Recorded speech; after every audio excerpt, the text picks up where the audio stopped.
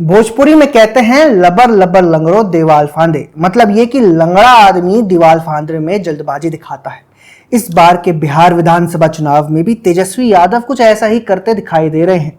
दोस्तों, किसी भी समय चुनाव की तारीखों का ऐलान हो सकता है, लेकिन महागठबंधन में अब तक सीट शेयरिंग पर कोई फैसला नहीं हो पाया है, जबकि एनडीए में सीट शेयरिंग फॉर्मूला लगभग तय है। ऐसा नहीं है कि कुछ हो नहीं रहा। महागठबंधन में सीट शेयरिंग के नाम पर अब तक 5 बार तेजस्वी यादव बैठकें कर चुके हैं और हर बैठक में जोरदार हंगामा होता है। अंदर की माने तो कई बार तो हाथापाई की नौबत भी आ जाती है। इसके बाद भी तेजस्वी यादव कोई फैसला ही नहीं कर पा रहे हैं। मतलब यह है कि जो कांग्रेस बिहार में लगभग खत्म है और अपने बचे कुछ अस्तित्व की लड़ाई लड़ रही है, उससे तक तेजस्वी डील नहीं कर पा रहे हैं। खबर तो यह भी है कि इस बार आरजेडी को पिछली बार से भी कम सीटों पर संतुष्ट होना पड़ेगा और कांग्रेस ज्यादा सीटें ले जाएगी। अगर ऐसा होता है तो एक बार फिर इस बात पर मुहर लग जाएगी कि तेजस्वी यादव बिहार के राहुल गांधी हैं। मतलब ये कि तेजस्वी को लेकर जैसा नैरेटिव पिछले लगभग 1.5 दशक से बनाया जा रहा है, उसकी एक बार फिर हवा निकल जाएगी। याद कीजिए, 2010 में तेजस्वी ने आरजेडी के लिए चुनाव प्रचार की शुरुआत के साथ राजनीति में एंट्री की थी।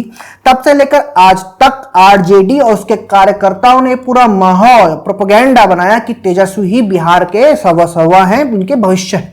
तेजस्वी बहुत परिपक्व और मजे हुए नेता है। उनके सिर्फ 9वीं पास सवाल होने पर सवाल उठे तो कहा गया कि पढ़ाई लिखाई जरूरी नहीं है, बल्कि पॉलिटिकल मैच्योरिटी इंपॉर्टेंट है। लेकिन तेजस्वी हर बार अपने फैसलों से अपनी ही पार्टी के प्रोपेगेंडा की पोल खोल देते हैं। सीट शेयरिंग से इतर उन्होंने कई फैसले किए हैं जो उनके राजनीतिक तौर पर नौसिखिया होने का प्रमाण देते हैं। तेजस्वी यादव का धुआंधार प्रचार करने के बाद भी 2010 का बिहार विधानसभा चुनाव आरजेडी बुरी तरीके से हार गई थी। 2015 के चुनाव में जब नीतीश कुमार आरजेडी के साथ आ गए तो महागठबंधन चुनाव तो जीत गया, लेकिन कुछ ही समय में नीतीश ने तेजस्वी का साथ छोड़ दिया और दोबारा बीजेपी के साथ मिलकर सरकार बना ली। नीतीश कुमार जैसे नेता को साथ न रख पाना दिखाता है कि तेजस्वी किस तरह की राजनीति करते हैं। खैर, 2015 के बाद 2020 का चुनाव भी आरजेडी हार गई। 2020 के चुनाव में तो तेजस्वी ने एंटी इनकम्बेंसी का खूब ढोल पीटा, खुद को लगभग जीता हुआ मान लिया। उसके परिवार ने उन्हें भावी सीएम डिक्लेयर भी कर दिया था, लेकिन परिणाम एकदम उलट आया और उन्हें विपक्ष में बैठना पड़ा। विधानसभा के अलावा लोकसभा चुनाव की अगर बात करें तो 2014 में आरजेडी राज्य में 4 सीटें जीती थी। 2019 में एक भी सीट नहीं जीती और 2024 में भी पार्टी सिर्फ 4 सीटें ही जीत पाई। याद रखिए, ये सभी चुनाव तब हुए जब प्रत्यक्ष या फिर अप्रत्यक्ष तौर पर तेजस्वी यादव पार्टी की कमान संभाल रहे थे, पार्टी से संबंधित सभी राजनीतिक और रणनीतिक फैसले कर रहे थे। इसका अर्थ यह है कि अकेले राहुल गांधी नहीं है जो हारने का रिकॉर्ड बनाते हैं, बल्कि इस मामले में तेजस्वी यादव भी उनके साथ कंधे से कंधा मिलाकर चलते दिखाई दे रहे हैं। अब आप विचार कीजिए, जब एक नेता अपने पिता से विरासत में मिली इतनी बड़ी पार्टी लेकर, वोट बैंक लेकर, कार्यकर्ता लेकर, सब कुछ लेकर भी चुनाव नहीं जीत सकता, तो फिर किस बात का वो मजा हुआ राजनेता हुआ? क्या तेजस्वी को भी आरजेडी सिर्फ इसलिए नहीं ढो रही है क्योंकि वे लालू यादव के पुत्र हैं, जैसे राहुल गांधी कांग्रेस के सर्वसर्वा सिर्फ इसलिए हैं क्योंकि वे सोनिया गांधी के पुत्र हैं?